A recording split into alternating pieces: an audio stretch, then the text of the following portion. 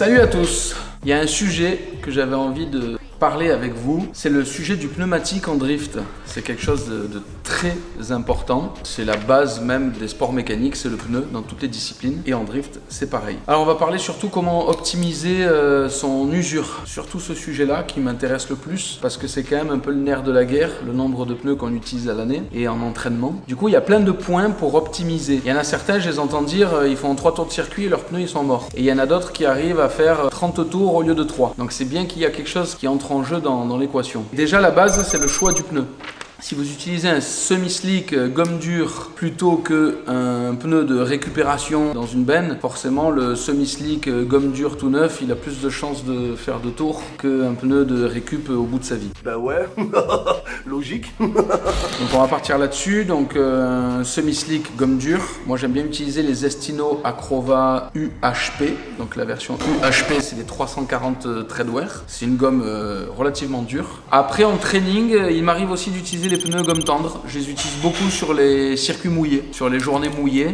Par exemple, quand on organise au circuit du Bourbonnais ou à la Ferté-Gaucher, j'aime bien utiliser les Estino Max, qui sont une gomme tendre avec un treadwear plus souple. Et ils sont beaucoup plus performants sur le mouillé et sur des fortes puissances. Ensuite, ça va être la dimension. Il y en a beaucoup qui utilisent des pneus qui sont beaucoup trop petits par rapport à leur puissance et le poids de leur voiture. Un pneu, au plus il est large, au plus il dure longtemps. Donc un 285 de large va forcément tenir plus longtemps qu'un 235 à gomme égale, bien sûr. Donc voilà, plus c'est gros, bigger is better. Donc ça c'est très important. Moi j'aime bien rouler en 265 de large. C'est des tailles qui sont assez courantes on va dire, et puis elles sont assez bien dimensionnées pour les voitures qu'on utilise. Et il n'y a pas forcément avoir besoin de 5 ou 600 chevaux pour les emmener. Par exemple, ma BMW d'entraînement fait 320 chevaux et les 265 elle arrive à bien les encaisser. Donc après il y a plein d'astuces aussi pour que ça fonctionne. Mais voilà, en tout cas plus c'est large, mieux c'est. Une fois qu'on a choisi le pneu, c'est la voiture en elle-même. Il y a des voitures qui usent plus de pneus que d'autres. C'est essentiellement le poids. Si une voiture est lourde, forcément, en appuyant plus sur la gomme, elle a fait plus forcer, plus chauffer, donc le pneu se détériore. Alors qu'une voiture qui est vraiment légère, elle va mettre moins de contraintes. Je sais que mes voitures d'entraînement sont relativement légères. Par exemple, sur ma Nissan, cette Interceptor, elle fait 500 chevaux quasiment. Elle mange pas tant de pneus que ça parce qu'elle est légère. Les GT86, c'est pareil. J'arrive à tenir pas mal de tours. Ce sont des autos qui font 1150, 1200 kg. Sur la voiture, il y a un autre truc qui est très important en plus du poids, c'est aussi la géométrie. Forcément, s'il y en a trop de carrossage négatif, le pneu, on va le bouffer énormément à l'intérieur. Il n'y a que la moitié de la gomme qui encaisse tout le poids et qui s'échauffe énormément, et du coup, le pneu va s'abîmer extrêmement vite. Donc vraiment, moi, je privilégie une géométrie pour avoir un pneu qui appuie le plus à plat. Alors la géométrie, c'est quelque chose de statique, mais après, il y a la géométrie dynamique. Et cette géométrie dynamique, en fait, c'est celle qui est importante. Quand on est en appui, comment est le pneu par rapport à la route? Et donc, il faut ajuster au fur et à mesure ces réglages pour que la voiture, elle use les pneus parfaitement à plat. Donc je sais qu'en fonction des circuits ça peut varier. Vos ressorts d'amortisseurs sont souples ou rigides, la voiture va plus ou moins faire de mouvement et du coup ça va faire une géométrie plus ou moins différente en dynamique. Donc je sais que moi il y a ce côté là où je travaille beaucoup, c'est la géométrie sur le moment, sur le circuit, et j'ajuste toujours un petit 16e de tour sur une biellette pour vraiment user les pneus à plat. Ça permet de garder les pneus plus longtemps. L'autre sujet, ça va être le pilotage aussi. Des fois, on voit certains pilotes qui sont vraiment gaz à fond et en fait, la voiture va pas plus vite que si tu doses l'accélérateur. Ça fait de la fumée, beaucoup de bruit. Mais en tout cas, quand on s'entraîne, quand on fait du training, ça bouffe les pneus pour pas grand chose. Donc cette gestion est très importante avec le pied droit, d'aller doser l'accélérateur pour trouver la motricité, garder de la vitesse, mais sans faire fumer le pneu inutilement non plus.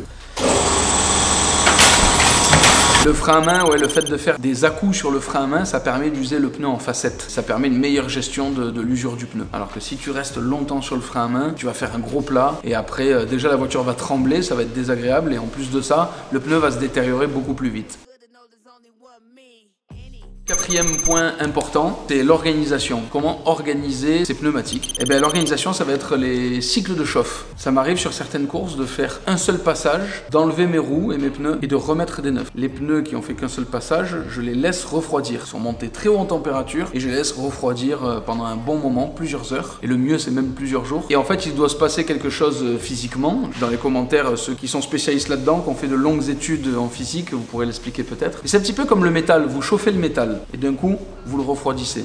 ça le rigidifie. Peut-être que le pneumatique, ça fait un peu pareil. En tout cas, c'est l'impression que ça me donne. C'est que quand je leur ai fait un bon cycle de chauffe, que je les ai bien montés en température et que je les laisse refroidir bien comme il faut, ben en fait, ils tiennent beaucoup plus longtemps par la suite. Avoir plusieurs jantes, plusieurs pneus d'avance, faire quelques tours, et quand vous voyez qu'ils sont bien chauds mais qu'ils sont pas encore trop usés, hop, vous les enlevez vite, vous en remettez des nouveaux et vous faites un roulement comme ça de pneumatique. Également changer les roues de droite à gauche, les permuter, parce qu'il y a des circuits parfois qui usent vraiment un pneumatique et pas l'autre. Par exemple, des circuits où il va y avoir plus de virages dans un sens, moins dans d'autres, moins d'appui, moins de contraintes. Trouver le bon moment où il y a un pneu qui commence à être pas très loin d'être mort, l'autre qui est encore bon, ben, les permuter au bon moment, ça peut être la clé aussi pour tenir son train de pneus plus longtemps. Pour exemple, sur des circuits qui mangent pas trop de pneus, ça m'est arrivé de faire entre 80 et 100 tours avec un train de pneus. Espèce de gros menteur, va! Mais il y avait toutes les conditions qui étaient réunies.